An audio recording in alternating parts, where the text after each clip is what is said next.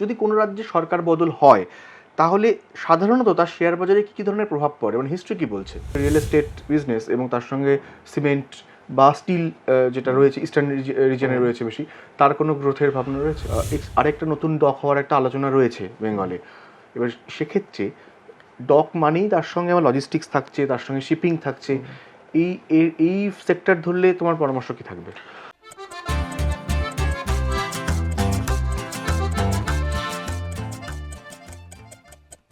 বাংলায় সরকার বদল হয়েছে। সরকার বদল হলেই বাণিজ্য ও শিল্পনীতিতে বদল আসে, অন্তত তেমনটাই মনে করা হয়। আর যদি সেটাই হয় তাহলে বাংলায় যে সমস্ত সংস্থা রয়েছে যাদের স্টক মার্কেটে লিস্টেড, তাদের কি কোনো গতি আসবে? কোথায় আমরা নজর রাখবো, কিভাবে নজর রাখবো, এই বিষয়ে আজকে আমাদের আলোচনা। সঞ্চয় সময়ের এই এপিসোডে আজকে আমাদের guest SEBI registered research analyst Sudip Brahmachari. Sudip, নমস্কার। সঞ্চয় সময় স্বাগত। Thank you. এবং এই যে এতক্ষণ ধরে বললাম বাংলায় সরকার বদল হয়েছে, যদি কোনো রাজ্যে সরকার বদল হয় তাহলে সাধারণত তার শেয়ার বাজারে কী কী ধরনের প্রভাব পড়ে, মানে হিস্ট্রি কী বলছে? ওকে, প্রথম কথা হলো যে সরকার বদল হওয়ার পরে কে এসছে। আমাদের ওয়েস্ট বেঙ্গলের জন্য আমরা দেখতে পাচ্ছি যে অনেক বছর পর ফাইনালি আমাদের রাজ্যে এরকম সরকার এসছে যার নীতি সেন্ট্রালের সঙ্গে অ্যালাইন হতে চলেছে। ওয়েস্ট বেঙ্গলে ৭৭-এর পরে এরকম কখনো দেখা যায়নি। তো আমি পশ্চিমবঙ্গের জন্য যদি স্পেশালি বলি তাহলে ৭৭-এর পরে প্রথমবার এরকম হতে চলেছে যে সেন্ট্রাল গভর্নমেন্ট ফাইনালি এমন একটা সরকারকে পেয়েছে রাজ্যে যার সঙ্গে তারা হাতে হাত দিয়ে কাজ করতে পারবে। এবং আমরা দেখেছি যে আমাদের কারেন্ট যে এই মুহূর্তে এনডিএ গভর্নমেন্ট যে আছে, তারা যখনই যে রাজ্যে পাওয়ারে এসছে তার সঙ্গে একটা সেন্ট্রাল যে পলিসিস আছে সেই পলিসিসের একটা তালমেল দেখা গেছে। সেটা উত্তরপ্রদেশেই হোক, সেটা ওয়েস্টের দিকেই হোক, মহারাষ্ট্রতে হোক, যেখানেই হোক।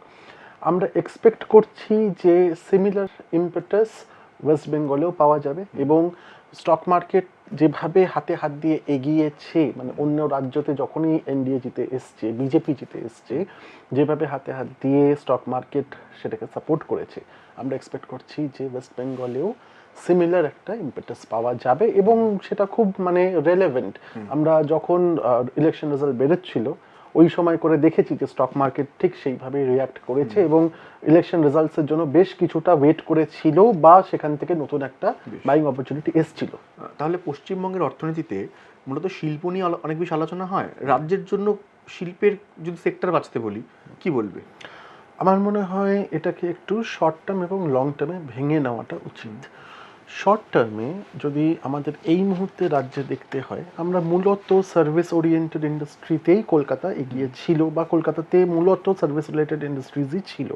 তো তার মধ্যেও যেটা পতন দেখা গেছিলো, ফর এক্সাম্পল আইবিএম বেরিয়ে যাওয়া বা টেক পার্কসগুলো আস্তে আস্তে অনেকটা তাদের ভ্যাকেন্সি বেড়ে যাওয়া।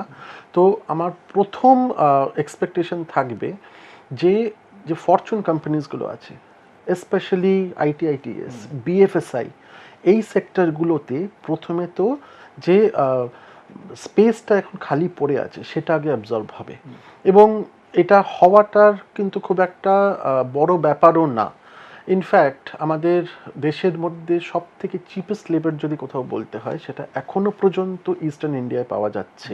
তো যদি হাতে হাত মিলিয়ে এগোতে হয় তাহলে আমার মনে হয় যে সব থেকে আগে ফরচুনস তাদের যে সাপোর্ট রিলেটেড যে কাজগুলো আছে সেইগুলোকে চেষ্টা করবে ইস্টার্ন ইন্ডিয়ার দিকে ডাইভার্ট করার। এবং সেইভাবে কিন্তু কথা হয়েও আছে, সবাই চেষ্টা করছে ইস্টার্ন ইন্ডিয়ার দিকে করার। এইচডিএফসি ব্যাংক বলো বা ফিনটেক্স কোম্পানি বলো নিউ টাউনের দিকে অলরেডি জায়গা নিতে আরম্ভ করেছে।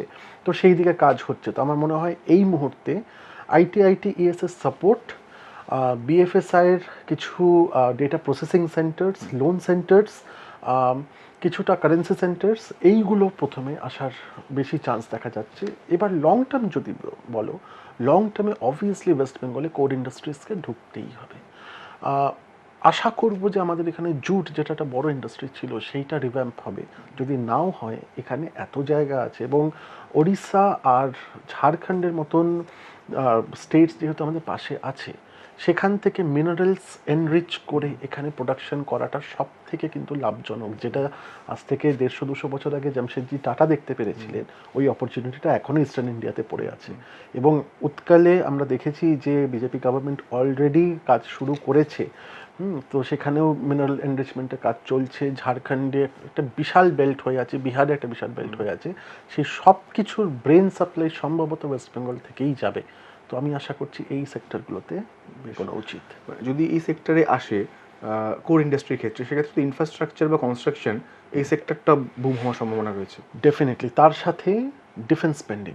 তো আমাদের সেন্ট্রালের যেটা বারবার যে কথা সেন্ট্রাল বলে এসছে, যে আমাদের প্রথমের দিকেই আমাদের চিন্তাভাবনা থাকবে যে আমরা আগে বর্ডার সিল করব।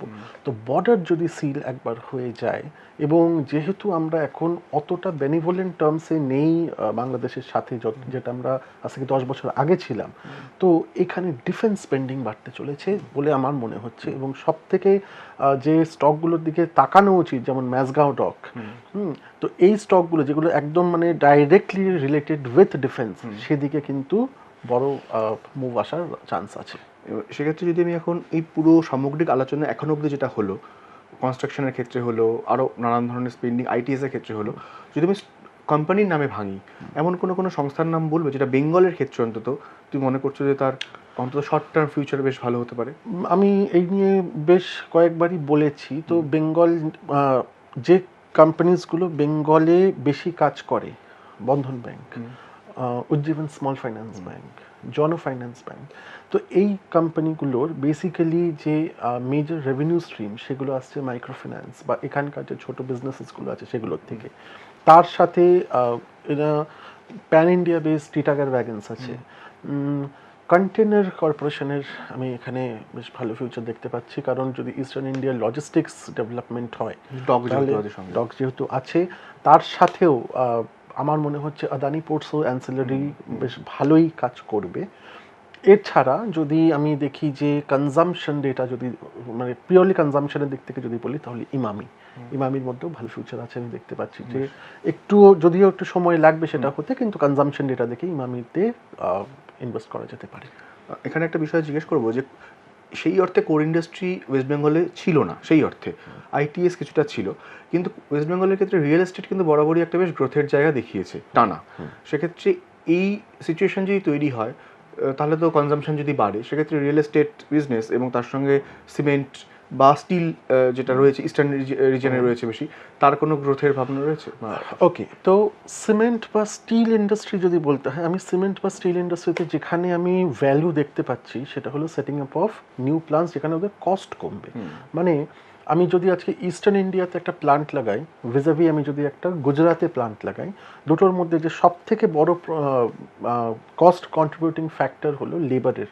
তো লেবার এখানে যতটা চিপে পাওয়া যাবে, স্টিলের ওয়েস্টের দিকে লেবার অতটা চিপে পাওয়া যাবে না। এবার আসছি কনস্ট্রাকশন কোম্পানিজের দিকে। তো কনস্ট্রাকশনের দিকে যদি বলতে হয়, তো অবভিয়াসলি একটা ল্যাগিং ইন্ডিকেটর হবে এটা, যে ফার্স্টে আমার কনজামশন বাড়তে হবে। কনজামশন বাড়লে আমার তাহলে হাউজিং ডেভেলপ করবে। অবভিয়াসলি 15 বছর আগেও যে স্কোপটা ছিল সেই স্কোপটা এখনও আছে। রিয়েল এস্টেটের টার্মে যদি বলতে হয়, সব থেকে চিপেস্ট রিয়েল এস্টেট এখনও ইস্টার্ন ইন্ডিয়াতে কলকাতাতেই পাওয়া যায়।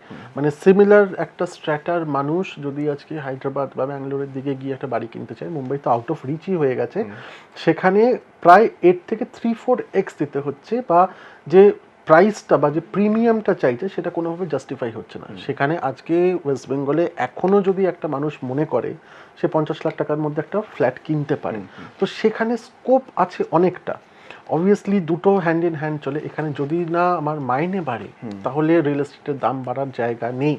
তো মাইনে তখনই বাড়বে যদি এখানে লেবার কম্পিটিটিভ হয়ে পড়ে বা লেবারের একটা শর্টেজ হয়। লেবারের শর্টেজ তখনই হবে যখন আমার এখানে অনেক মানুষের কাছে অনেক অপশনস আছে, যে আমি এখানে কাজ না করলে অন্য কোথাও গিয়ে কাজ করতে পারি, যেটা সাউথের দিকে বা ওয়েস্টার্ন পকেটসগুলো আছে দিল্লির দিকে, এই জায়গাতে মানুষের কাছে এই অপশনটা আছে যে তারা নিজেদের চাকরির, তারা মানে 2-3টে কোম্পানির মধ্যে চুজ করতে পারছে। ওয়েস্ট বেঙ্গলে ওই জায়গাটা হওয়ার জন্য একটু সময় দিতে হবে। আর বেঙ্গলের ক্ষেত্রে যেহেতু বারবার কলকাতাতে রেল নিয়ে মেট্রো প্রকল্প নিয়ে আলোচনা হয়েছিল, এবং রেল মেট্রো প্রকল্পের যে স্টকগুলো আমরা অনেকেই দেখি, অনেকে ব্লু চিপ কথাটা না বললেও টার্গেট রাখে অনেক সময়, রিটার্নও দিয়েছে।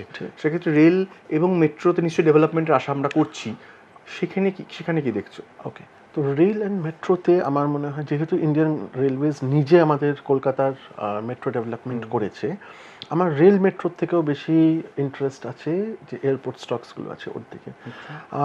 সম্ভবত কলকাতাতে যে এয়ারপোর্টটা আছে তার সঙ্গে একটা অ্যান্সিলারি এয়ারপোর্ট আমাদের কল্যাণীর দিকে দরকার হবেই হবে, মানে আজকে না হোক 5 থেকে 7 বছরের মধ্যে হতেই হবে, এবং তার একটা পরিকল্পনা সরকার কিন্তু নিয়ে রেখেছে। যদি ডিফেন্স স্পেন্ডিংস বাড়ে তাহলে আগেন যে কল্যাণীর দিকে, দুর্গাপুরের দিকে অলরেডি ডেভেলপমেন্ট হয়েছে, মুর্শিদাবাদ ওই দিকগুলো করে আমাদের কিছু ডিফেন্স এয়ারপোর্টস দরকার হবে। তো আমার মনে হয় আগেন সব থেকে বেশি এখানে ইম্পেটাস পাবে আদানি। তো আমার মনে হয় এয়ারপোর্টস দেখাটা বেশি ভালো রেল দেখার থেকে। রেলে অলমোস্ট কিন্তু এখানে ডেভেলপমেন্ট আছে, কিন্তু এয়ারপোর্টসের জায়গাটা মানে গ্রোথের জায়গা অনেক বেশি আছে। এয়ারপোর্টসের ক্ষেত্রে সঙ্গে তুমি ডিফেন্সও জুড়ছো। ডিফেন্স তো ডেফিনেটলি জুড়ছি, ডিফেন্স স্পেন্ডিং এদিকে প্রচুর বাড়বে এবং ডিফেন্স ইকুইপমেন্টস এখানে প্রচুর দরকার পড়বে। তো সেই কোম্পানিজগুলোকে ডেফিনেটলি দেখা যেতেই পারে। এবার এই যে এতক্ষণ আলোচনাটা হলো, সেখানে বারবার যে সেক্টরের কথা আলোচনা হচ্ছে, নতুন গভর্নমেন্ট প্রজেক্ট হোক বা নতুন ইন্ডাস্ট্রি আসা হোক, এর তো বেসিক জিনিসের মধ্যে সব থেকে দরকারি জিনিস হচ্ছে বিদ্যুৎ। ফলে এই এনার্জি বলবো না, বিদ্যুৎ উৎপাদন এবং বিদ্যুৎ সংবহন, যেটা ট্রান্সমিশন, এই সেক্টরে তো সারা ভারতবর্ষই অনেক সময় এতে লোকজন ইন্টারেস্ট শো করেছে, ইনভেস্ট করেছে। বাংলার নতুন পরিস্থিতিতে এই সময় এই ইন্ডাস্ট্রি বা এই সেক্টরে কি দেখা যাচ্ছে? প্রথম সব থেকে আগে তো যে আমাদের যে সেন্ট্রালের যে পলিসি আছে যে একটা ছোট ছোট বাড়িগুলো একটা পাওয়ার জেনারেশন ইউনিট হিসেবে কাজ করবে, তার সঙ্গে বাংলা অনেকটাই পিছিয়ে ছিল এতদিন। সব থেকে আগে তো সেখানে ইম্পেটাস দেখতে পাওয়া যাবে, এবং আমার মনে হয় যেটা আমরা অন্য স্টেটগুলোতেও দেখে এসছি, ফার্স্টে রিনিউয়েবলের দিকে, মানে সবাই নিজেদের বিদ্যুৎ নিজে তৈরি করবে। তো আগেন যদি সেই জিনিসটা ওয়েস্ট বেঙ্গল ব্যাপী একটা ইমপ্লিমেন্টেশন হয় তাহলে ইকুইপমেন্টসের বেশ লাভজনক একটা, মানে সোলার ইকুইপমেন্টই বলা হোক বা রিনিউয়েবল ইকুইপমেন্টস বলা হোক, সেখানে ব্যাটারি কোম্পানিজগুলো সেগুলোতে লাভ দেখা যাবে। কিন্তু ট্রান্সমিশনে এই মুহূর্তে আমার মনে হয় সিএসসির থেকে আপাতত একটু দূরে থাকা উচিত, কারণ এই মুহূর্তে সিএসসির যে জায়গায় দাঁড়িয়ে আছে এবং as a policy from a policy stand point basically আমি বলবো যে সিএসসির হয়তো কিছুটা হেডব্যাক খেতে পারে, হয়তো যে মোনোপলিটা আছে সিএসসির সেটা কিছুটা টার্ন ডাউন হতে পারে। তো আমি সিএসসি ট্রান্সমিশনে এই মুহূর্তে আমি সিএসসির থেকে আপাতত দূরে থাকতে পারি। সেক্ষেত্রে আমি যদি এনার্জি দিকে যখন আলোচনাটা এলোই, রিনিউয়েবলের কথা বললে, সোলারের ক্ষেত্রে তো ওয়েস্ট বেঙ্গলে বেশ কিছু কোম্পানি রয়েছে যারা মোটামুটি সোলার প্যানেল তৈরি করা বা এই ধরনের কাজগুলো করছে। সোলার প্যানেল তৈরি করাটা তো অলমোস্ট এখন স্যাচুরেটেড আমি বলবো, কারণ ভ্যালু ডিসকভারি অলমোস্ট হয়ে গেছে। কিন্তু ব্যাটারিজের মধ্যে এখনো কিন্তু ভ্যালু আছে, এবং ওখানে আমি বলবো যে ক্রিয়েটিভ হওয়ার চান্স অনেকটা বেশি আছে। মানে যে টেকনোলজিতে আমরা ব্যাটারি ইউজ করতাম, ইনভার্টার্স ইউজ করতাম 10-15 বছর আগে, এখন লিথিয়াম আসার পর থেকে সেটা অনেকটাই বদলে গেছে। তার সাথে ব্যাটারি কোম্পানিজগুলোর কাছে স্কোপ অনেকটা বেশি আছে। আজকে সোলার প্যানেল যে তৈরি করছে সে আলটিমেটলি জানে যে তার ইউজটা কোথায়, যে ব্যাটারি তৈরি করছে তার মনে হয় তার কাছে অনেকটা স্কোপ আছে যে সেই একই টেকনোলজি দিয়ে সে যেমন কারকে পাওয়ার করতে পারে, সেই একই টেকনোলজি দিয়ে সেই বাড়িকেও পাওয়ার করতে পারে। ইনোভেশনের মধ্যে এক্স্যাক্টলি, সো ইনোভেশনের প্রচুর জায়গা আছে। অ্যান্ড যেহেতু একটা মানে একটা রোবাস্ট জায়গা, এবং আমরা আগে কখনো ভাবিনি যে আমরা নিজেদের বিদ্যুৎ নিজেরা উৎপাদন করব, সেখানে আমার মনে হয় ব্যাটারি কোম্পানিজের মধ্যে ভ্যালুয়েশন এখনো খুব অ্যাট্রাকটিভ আছে এবং দেখা যেতে পারে। বেশ, এবার আরেকটু আগের আলোচনায় আসি। বিএফএসআই এর কথা বললেন, ব্যাংকিং সেক্টরে কয়েকটা উদাহরণ দিলেও তুমি, সে ব্যাংকিং সেক্টরে যদি আমি একদম স্টক ধরে ধরে আলোচনা করতে বলি, প্রথম 3টে স্টক এবং ইনভেস্টমেন্টের জায়গাটা কোন জায়গাটায় হবে সেটা যদি বলো। 3টে স্টকের থেকে এই মুহূর্তে আমি উজ্জীবনে তো আমি বেশ কিছুদিন ধরেই লং ছিলাম, এবং উজ্জীবনের ভ্যালুয়েশন খুবই অ্যাট্রাকটিভ এই মুহূর্তে। বন্ধন ব্যাংকের দিকে অবশ্যই দেখা যেতে পারে, এবং আমি নিজে আমার লং সিগন্যাল দিয়েছি বন্ধন ব্যাংকের দিকে। জনরতে এই মুহূর্তে ইনভেস্টমেন্ট না, কিন্তু বন্ধন আর উজ্জীবনের দিকে একদম দেখা যেতে পারে। তার সাথে অ্যাক্সিস ব্যাংক বেনিফিট হবে। তো অ্যাক্সিস ব্যাংকের দিকে মানে যারা এখনো পর্যন্ত পজিশন বানেনি তারা দেখতে পারে। এবার যদি একটুখানি আমি আইটিএস নিয়ে যখন আলোচনা শুরু হয়েছিল, আইটিএস এর ইন্ডাস্ট্রির কথা বলি এবং বারবার সেমিকন্ডাক্টর হাবের কথা শোনা গেছে, অনেক বেশি নর্থ ইস্ট ফোকাসড একটা পলিসি তৈরি নেওয়া হচ্ছে, ইস্ট ফোকাসড পলিসি। সেক্ষেত্রে সেমিকন্ডাক্টর বা আইটিএস বা আইটি পুরো সামগ্রিক বিষয় যদি ধরি, কোনো কিছু বাছাই জায়গা রয়েছে? আমার মনে হয় আইটিইএস তার সাথে সেমিকন্ডাক্টরের এই পুরো যে অ্যামালগামেশনটা আছে এর জন্য বেস্ট স্টক হলো এলএনটি। এলএনটির মধ্যে এই সব কিছুই চলে আসছে এবং ওরা তার সাথে কোর ইন্ডাস্ট্রিজের মধ্যেও আছে। তো এলএনটি ইনফোটেক ওর যে পুরো যে গ্যামেটটা আছে সেটাকে দেখা যেতে পারে। এছাড়া এবিবি দেখা যেতে পারে এই মুহূর্তে, কিন্তু এবিবি একটু এক্সপেন্সিভের দিকে চলে যাচ্ছে। তো এলএনটি ইনফোটেক সাথে এলএনটি যে প্যারেন্ট স্টকটা আছে সেটার দিকে ইনভেস্টমেন্টের জন্য দেখা যেতে পারে। এবার এই ডক নিয়ে যদি আলোচনা করি, ইনফ্রাস্ট্রাকচার নিয়ে কথা হলো, ডকের কথাও আলোচনা হলো, আরেকটা নতুন ডক হওয়ার একটা আলোচনা রয়েছে বেঙ্গলে। এবার সেক্ষেত্রে ডক মানেই তার সঙ্গে আমার লজিস্টিক্স থাকছে, তার সঙ্গে শিপিং থাকছে। এই সেক্টর ধরলে তোমার পরামর্শ কি থাকবে? আদানি পোর্টস সবার আগে, যেই মুহূর্তে মানে আমরা সেন্ট্রাল পলিসিতে একদম খুব clear privatisation is the way forward, এবং Adani and Reliance preferred partners তার মধ্যে। আদানি পোর্টস ফার্স্ট প্রেফারেন্স থাকবে। ব্লু ডার্ট দেখা যেতে পারে, ব্লু ডার্টের সঙ্গে ডেলিভারির স্টক দেখা যেতে পারে। এদের ইস্টার্ন ইন্ডিয়াতে ভালো প্রেজেন্স আছে। ডক বাড়ার সাথে সাথে লজিস্টিক আরও স্ট্রিমলাইন্ড হবে এদিকে, এবং তার সঙ্গে কস্ট রিয়েলাইজেশন বাড়া উচিত, মানে বেটার হওয়া উচিত। তাই জন্য আমার মনে হয় এগুলোতে এখন আপাতত ভ্যালুয়েশনস খুব অ্যাট্রাকটিভ দেখা যাচ্ছে। আদানির নাম শুনলে অনেকে ভয় পায়, কারণ তার কিছু হিস্ট্রি রয়েছে আদানি স্টকে ধাক্কা খাওয়ার।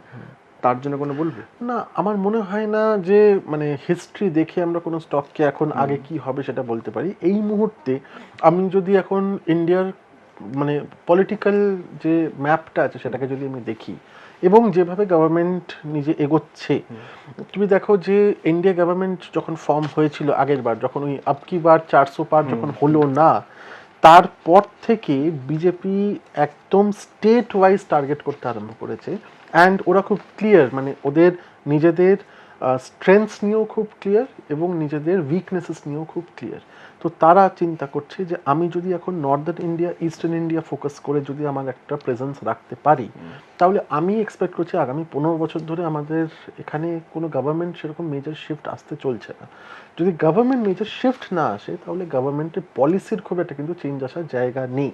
পলিসিস মানে হয়তো প্রাইম মিনিস্টার চেঞ্জ হতে পারেন, কিন্তু পলিসিস তার নিজের জায়গাতেই চলবে। যদি আগামী 15 বছর পলিসিস কিছু চেঞ্জ না হয়, তাহলে যে প্রেফারেন্সগুলো যে কোম্পানিজগুলো পেয়ে যাচ্ছে বা যেভাবে এই গভর্নমেন্ট কাজ করছে তাতে খুব একটা চেঞ্জেস আসার কিন্তু জায়গা নেই। যদি না থাকে আমার মনে হয় আদানিতে ওই ভয়ের জায়গাটা আছে যেখানে মানুষ যে ঘাটা খেয়েছিল সেটার কোনো ইয়ে নেই। এবার এতক্ষণ যে আলোচনা হলো তার মধ্যে একটা ছোট্ট বিষয় আসেনি, সেটা হচ্ছে সোনা। আমি এই কারণে সোনার বিষয়টা বললাম, কারণ বাংলায় কিন্তু এমন অনেক সংস্থা রয়েছে, স্বর্ণকার সংস্থা, যারা প্যান ইন্ডিয়া বিজনেস করে, বাইরেও বিজনেস করে এবং তারা স্টক মার্কেটে লিস্টেড। এবার সোনা নিয়ে সম্প্রতি প্রধানমন্ত্রী একটা বক্তব্য রেখেছেন, তাতে একটা ধাক্কাও হয়েছে। এই সোনার যে স্টকগুলো, সেই স্টকগুলো যদি স্টক কেনার ক্ষেত্রে হয় বা গোল্ড ইটিএফের ক্ষেত্রে হয়, তোমার পরামর্শ থাকবে কোনো?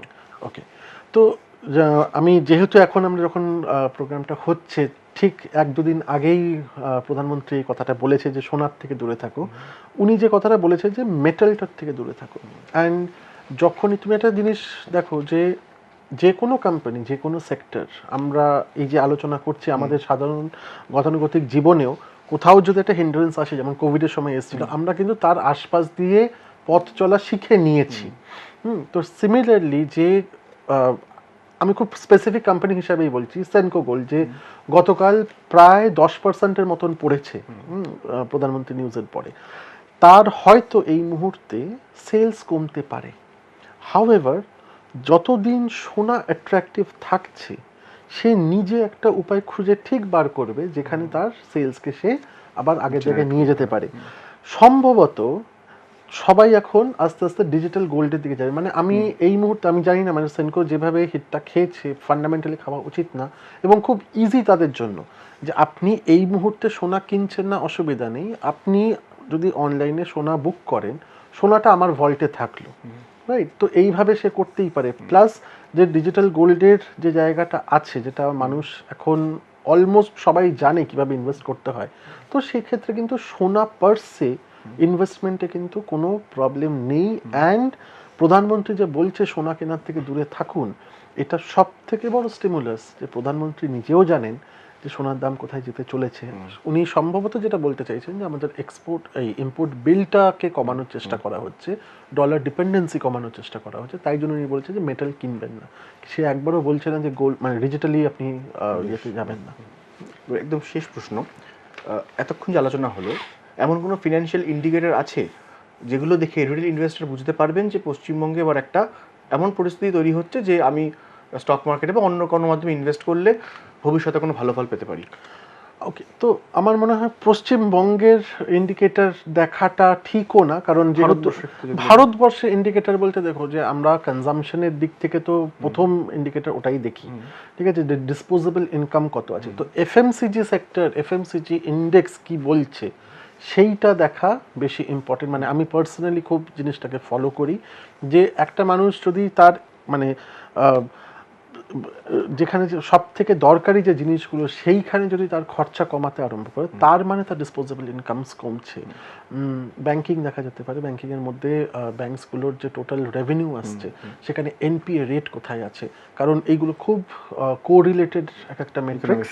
তো আমার মনে হয় এনপিএ রেট যেটা এখনো পর্যন্ত ঠিকঠাক জায়গাতে আছে, তো এনপিএ রেটস তার সাথে কনজাম্পশন ডেটা, এই দুটো দেখলেই মোটামুটি বোঝা যাবে যে আমরা ইনভেস্ট করব কি করব না। কিন্তু আমার মনে হয় না যে আমরা ওই জায়গায় ওই পরিস্থিতিতে গিয়ে পৌঁছাবো যেখানে গিয়ে এরকম সময় আসবে যে ইনভেস্ট করতে হবে না। মানে ইন্ডিয়া ওই জায়গা থেকে বেরিয়ে এসছে অনেক দিন আগে। বেশ, থ্যাংক ইউ সুদীপ অনেকটাই বোঝানোর জন্য এবং স্পেসিফিক্যালি কিছু স্টকের নাম বলে দেওয়ার জন্য। Most welcome. এতক্ষণ আমরা দেখছিলাম যে এপিসোডটা, সেটা দেখার পর অনেকটাই পরিষ্কার হলো আগামী অন্তত 5 বছরে কোন দিকে কোন সেক্টরে আমরা নজর রাখবো। দেখতে থাকুন সঞ্চয়ের সময় @ এই সময় লাইভ।